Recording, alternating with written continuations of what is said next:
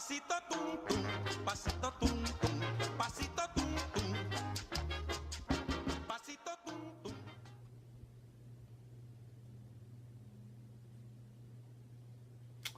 How can I describe this movie? It's like if a kid played with his mother's revolver and shoots in the head. Oh, you think that's cruel? Well, not as much as me seeing through Superman 4! Quest for peace!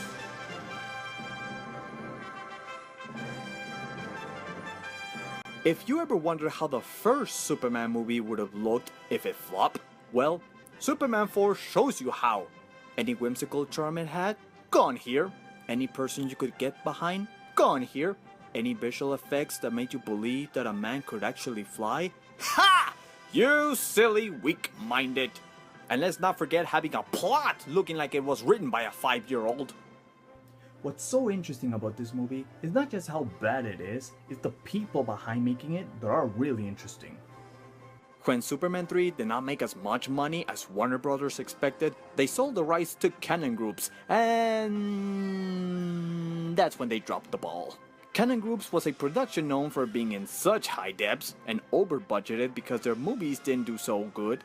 So, when they got their dirty little hands on the Superman series, this cheap production thought they could duplicate the charm of the first movie. Too bad they were left with more debts after that. The first half of the movie is focused on fighting against the cause of all wars, nuclear weapons. And the second half is focused on Superman fighting against the new supervillain in town called Nuclear Man, created by Lex Luthor to destroy Superman. Really? Another Lex Luthor plot. You know that never worked in the first movie, why is it gonna work here? This movie was doomed to begin with when production started without a script and Christopher Reeve stating that he was not interested in coming back.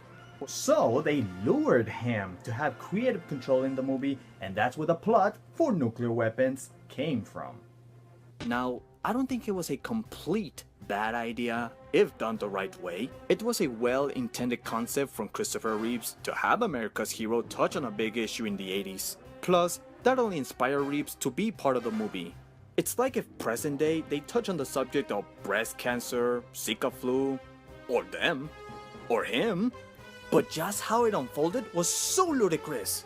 In the movie, Superman states he's going to get rid of all nuclear weapons, and every nation is like, okay, you're expecting me to believe that nations like Israel, the Soviets, the freaking Arab nations are just going to turn in their weapons, freely, with no consequences surrounding it?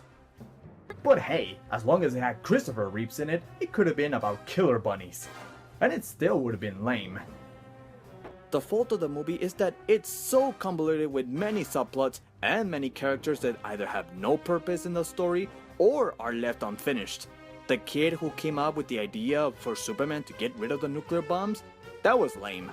The Daily Planet being taken over by a new greedy boss, which added nothing into the story and at the end goes back at being normal just out of the blue. The green crystal that I don't know what was for and I really don't care. The triangle romance that was only there to have a younger love interest since Margaret Kidder didn't look as young.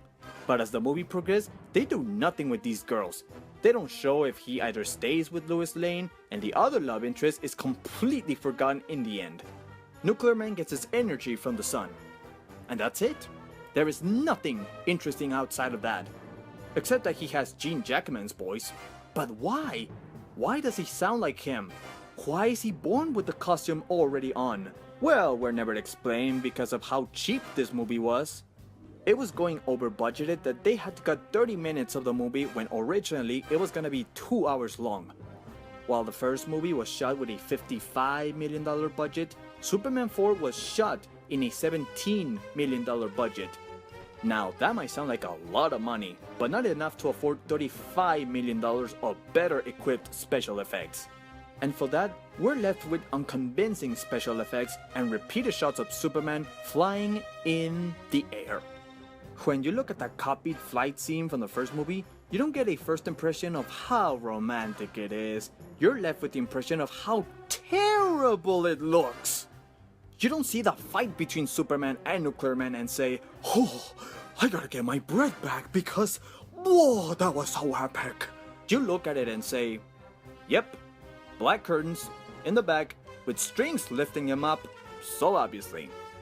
If you thought the Earth spinning backwards was insulting, wait until you look at the moon being out of its orbit and a woman breathing in space. I'm not kidding you guys, you see a woman in space that doesn't die.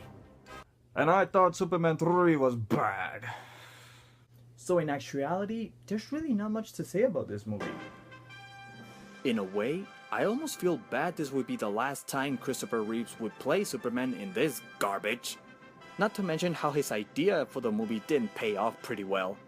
Again, his subject on nuclear weapons doesn't sound that horrible at first, and he showed that even in a bad movie, he can be a really good actor. His quiet moments in Smallville are neat, and he shines a lot more as the bumbling Clark Kent. But it only leaves us with cheap special effects, unnecessary subplots, and instead of leaving the audience thought-provoked about what causes the war on the Earth, we are left with the impression of a woman breathing in space! Superman 4 failed in every attempt to include their quest for peace and convince us that a man could actually fly. I'll even go too far on saying Batman and Robin was better than this. I give it a 1.5 out of 10 stars. Thank God I'm done with this movie. I'm sure there's gonna be someone out there who enjoyed Superman 4. You can comment down below and say what you thought about the movie. Did you like it? Did you not like it? So guys, this is it for the classic reviews of this superhero genre. Tune in next time because next review I'll be giving my thoughts on a much modern Batman movie before the big one. So for now, that's it for today. Ciao.